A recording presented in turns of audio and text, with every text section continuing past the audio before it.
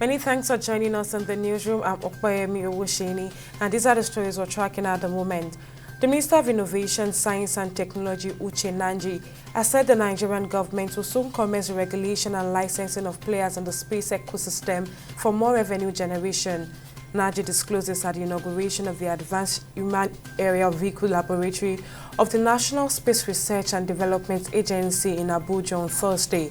Nnaji disclosed that there were a lot of illegalities in the oil and gas sector and different sectors of the economy which satellite technology could affect and address.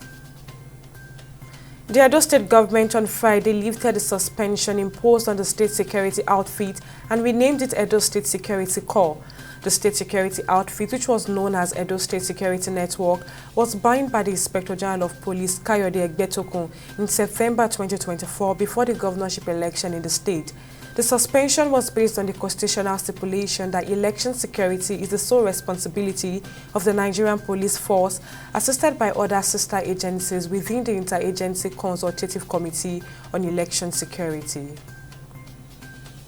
And the National Youth Service Corps has announced that change of name will no longer be a requirement for married female corps members seeking redeployment. This is contained in a circular signed by the Services Director Corps Mobilization, Abubakar Mohammed, and issued to Director AG, Director State, and Federal Capital Territory FCT coordinators.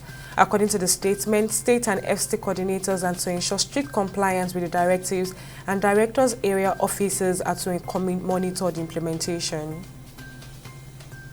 And the remains of the late First Lady of Akwa Ibom State, Patience Umuenu, have arrived at the Ikot Ekene Udo in the Isit Ubim local government area of the state for a funeral service. Governor Umuenu and members of the family accompanied the procession. Patience Eno died on September 26, 2024 after a brief illness. And on business, the Nigerian National Petroleum Company Limited has clarified that the newly activated 60,000 barrels per day Old Port Harcourt refinery is currently working at 90% capacity and not 70% as stated by the Petroleum Product Retail Outlet Owners Association of Nigeria. Petroan on Thursday said the refinery is currently operating at 70% of its installed capacity, with plans to ramp up to 90%. However, in a statement signed by NNPCL spokesperson Olufemi Shoneyi on Friday, he said although the nameplate of the refinery is 60,000 barrels of crude oil per day, it is now functioning at 90% capacity. And on the foreign scene, lawmakers in Britain are debating divisive legislation on assisted dying for terminally ill patients ahead of what is expected to be a knife-edge vote of confidence.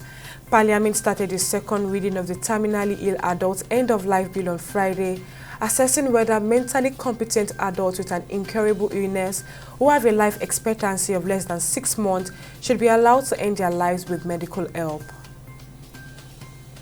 And finally on sports, Victor Osimhen has promised to help Galatasaray win the UEFA Europa League title.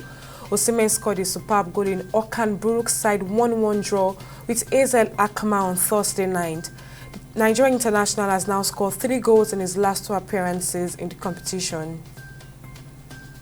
And those are the stories making the rounds from our newsroom at this time. We'll update you at the top of the hour.